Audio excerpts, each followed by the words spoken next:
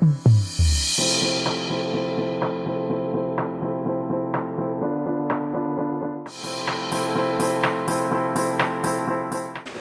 c'est quand une personne, qui n'est pas moi, à qui j'ai fait mon coming out, va à son tour faire mon coming out sans mon consentement.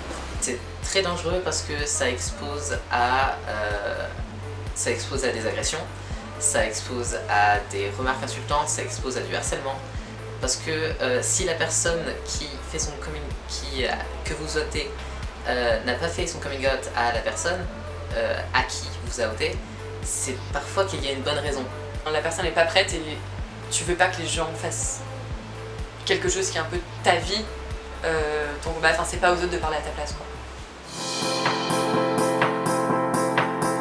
J'ai déjà outé par inadvertance, de façon totalement involontaire, ce qui n'excuse en rien le fait que j'ai outé, en disant, je sais pas, quelqu'un qui me dit ah il a une copine, je dis non il est gay, c'est pas place de le dire, mais je l'ai outé. Et j'ai déjà été outé. Oui. Alors, la première chose que je peux vous conseiller, c'est que le coming out, c'est pas quelque chose d'obligatoire. Vous n'avez pas à faire votre coming out dans votre vie. De toute manière, il va se faire un peu tout seul le jour où vous serez en couple. Et même, vous n'avez pas à le faire à tous les gens que vous connaissez. Si vous n'avez pas envie de faire votre coming out à votre famille, si vous n'avez pas envie de le faire à certains amis, etc., vous n'avez pas envie de le faire au travail, à l'école, c'est totalement normal et vous n'avez pas du tout l'obligation de le faire. Même si ça se passe bien, c'est normal d'avoir peur et c'est normal que ça prenne du temps. Vos parents, ils ont mis toute une vie à construire des idées, des concepts, des espérances sur ce que vous alliez devenir et ce que vous alliez leur apporter. Et l'annonce que vous allez faire, ça risque de, briser toutes ces idées qu'ils avaient déjà préconstruites pour vous.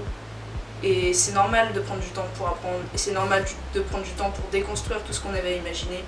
Du coup, laissez-leur le temps, laissez-leur poser des questions, laissez-leur venir à vous. N'hésitez pas du coup à venir vers eux aussi pour vous expliquer si vous avez besoin du coup de lâcher quelque chose, de détailler quelque chose. Mais pensez que ça se passe bien ou que ça se passe pas bien. Il y a une communauté derrière vous et n'hésitez pas à aller chercher cette communauté pour de l'aide. N'hésitez pas à aller chercher des spécialistes pour de l'aide, je pense à des spécialistes au niveau psychologique surtout. Et prenez votre temps. N'hésite pas à sauter le pas si elles se sentent en sécurité et si elles ne se sentent pas, qu'elles se fassent accompagner. Ça peut aussi être une idée de se faire accompagner par une amie, une personne de confiance qui le sait déjà.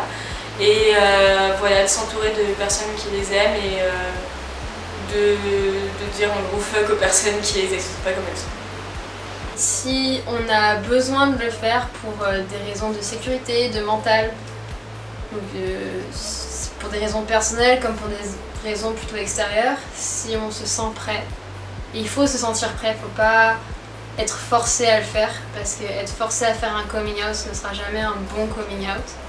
Une fois qu'on est sûr, une fois qu'on se sent prêt et qu'on va le faire, il faut se préparer au pire parce que le pire peut toujours arriver et ça c'est vraiment extrêmement dommage. Mais il faut aussi s'imaginer le meilleur et se dire que s'il faut, la personne à qui on va faire ce coming out va nous prendre dans ses bras et juste nous dire « T'en fais pas, je t'aime !» Même si notre coming out se passe pas si bien que ça, au final, avec les années, avec le temps qui passe, les choses seront de mieux en mieux. Il y a une phrase en anglais qui dit « Things get better » et honnêtement, je le crois sincèrement. Les choses avancent de mieux en mieux.